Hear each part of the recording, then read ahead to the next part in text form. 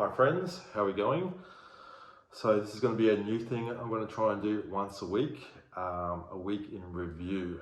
So it's inspired from Mr. Dave Castro. If you don't know who he was the director for the CrossFit Games and one of the original, people driving the CrossFit movement or methodology. But I quite like it. His format, I think it will work well.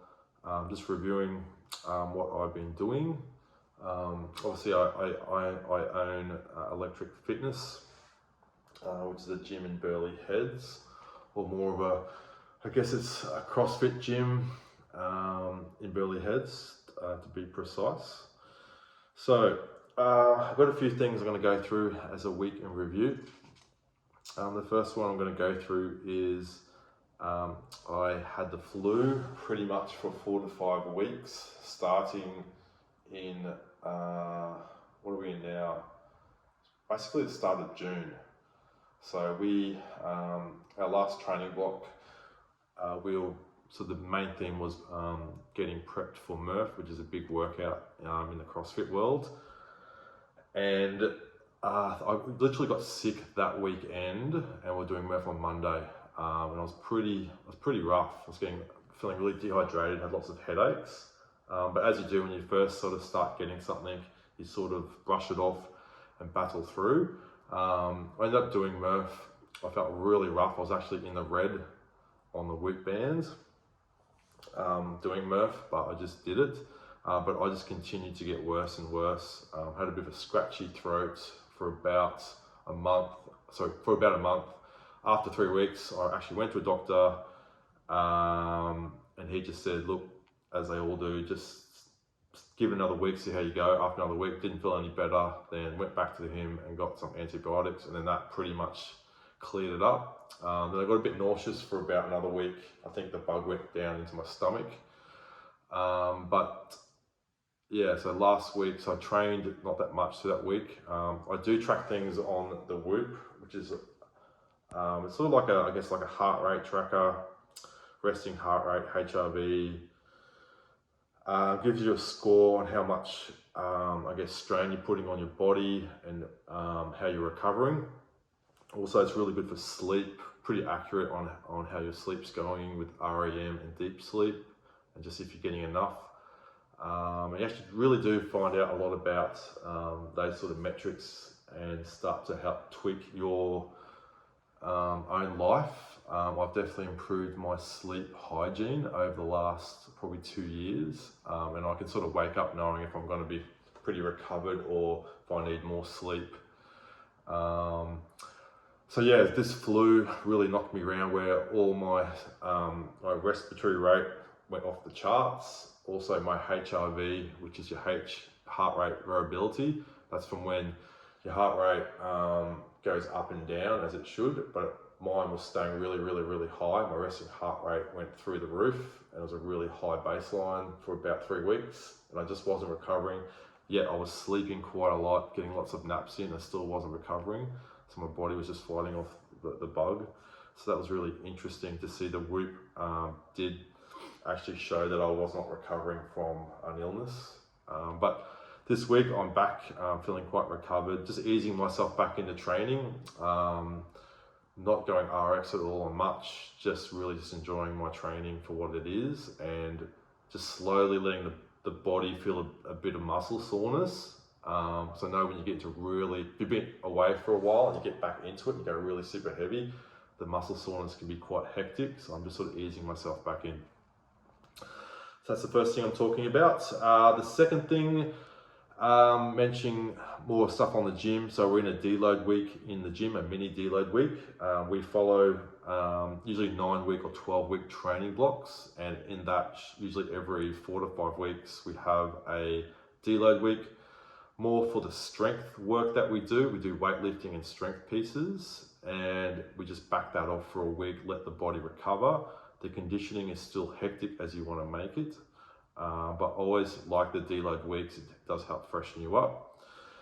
What else have we been doing? It's been school holidays, so I've had the kids a bit more over the school holidays, but it's actually been good. I do enjoy it, taking a day off, not doing anything work-wise, and just being there, enjoying the kids. I have young kids, 2.5 and a 5.5-year-old.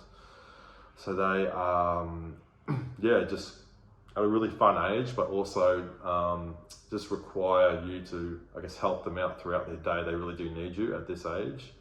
So I just try and enjoy it for what it is. It is hectic. I think it is the hardest job in the world, is being, especially a full-time parent. Usually it's the mums. I'm not a full-time parent. I'm only definitely like casual part-time, but when I had the kids, yeah, it is full on.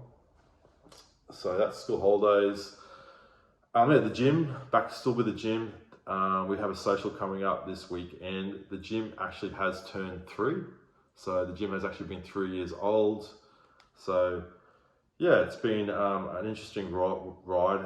I could do a whole video on that alone. But yeah, I've definitely learned a lot in 3 years of running a gym, or a CrossFit gym, or whatever you want to call it, group fitness training, small group training, independent gym. I could go on forever about that. But yeah, the gym's turned 3, so that's a good achievement. Other stuff to do with the gym. So a lot of my day is, I have a really good coaching team. I have 3 other coaches that coach at Electric Fitness. I also coach as well. I just reduced my hours down, so I'm doing 6 sessions a week. But I do a lot of other things, obviously, to do with the gym.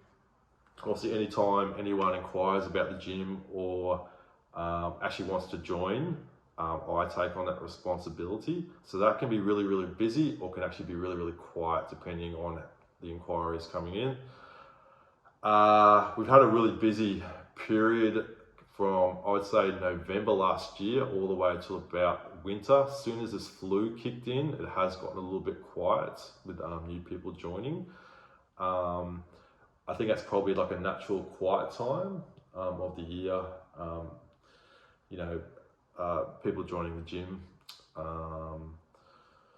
What else? So I also been working quite heavily on my marketing strategy, something that I'm getting more organized with. So I actually write all the posts that you see if anyone follows our gym Instagram accounts. And I'm getting more structured with it. And also I schedule them out now for about 3 months ahead, which is pretty awesome. I break up the days into different themes. So for those that might be interested, other gym owners, or even just the people at the gym, or maybe anyone coming across this video. So on Monday, the posts are more about the common objections why people may not think they want to join a gym, or they can't join a gym. And I write posts around about that theme. On Tuesday, it's more about teaching aspects. So actually, when you do join the gym, what you're going to be actually doing, how to do it, why you're doing it. Wednesdays is how it works in terms of how does the process work in terms of joining a gym, your first week, 3 months, 6 months, 1 year, what it looks like. So that's what Wednesdays will be about. Thursdays is about basically what happens if you don't join a gym? Like, what is your life going to look like? So these days it actually can be a little bit harsh in the posts. I actually look at them and go, oh, is that a bit sort of like, it's really sort of rubbing salt into the wound, especially if you're not in a gym, to try and get you to take action and turn, everyone really wants to be fit and healthy. I'm sure they do, but they don't want to do the hard work of maybe tightening up their nutrition or actually doing the work in the gym. Some people really just don't enjoy it. I don't know why personally, but it is that's what Thursday's about, is really trying to come across those problems and how we can turn it around. Friday is about celebrating our member wins, all the people who are in the gym, all the amazing things that they've done, transformations, just how they're feeling. A lot of it's going over testimonials I've done with members in the gym and celebrating that. So that's what I've been working on actually quite a lot. It really is time consuming at the start, but it does get easier once you start to get a few posts sort of in the bank. Another thing that I really love this part, but it actually probably has a little to zero impact to probably 99% of the members of your gym. Maybe one or two people notice it and appreciate it, but I actually love like terms of like the fit outs of gyms equipment. It's just one of those things, I just love it. So like every 6 months I do try and add a few more items to the gym. So I've been looking at, the gym's pretty good. Like right now, there's pretty much, we've got enough for running the classes. Sometimes the stimulus of the workout will have to change, just so we have 12 people in a class and we have 6 rowers. We need to maybe shuffle the order of the workout for people, or sub the rower to an air bike, or maybe something else like a ski erg, so you don't get the true stimulus. But everyone generally there's enough equipment there. But I will add a few things just to sort of keep growing the gym. Yeah, a few things I'm looking at: adjustable bench. It's a bit of like more of a want item than a need, but it does. Probably a lot of things I'll be adding are things that come up in our accessories, like the strength and bodybuilding aspect of the program, just to make that more fun and enjoyable. Is having real specific, I guess, equipment. More sandbags I want to get. There's not really too much, just a few little bits and pieces, a couple, maybe some more 5 kilo plates, maybe some fractional plates. Equipment's not cheap, so I will be shopping around, probably go between AlphaFit, again Faster, Gym and Fitness, there's Verve, and probably not Rogue. Like Rogue, a lot of the guys are on the Gold Coast, funnily enough, all the big suppliers, so you can sort of save on shipping, just have to drive out to the warehouse and get the stuff. So yeah, I think I've covered everything on my list. So that's my week in review. I'm going to upload this once a week to YouTube.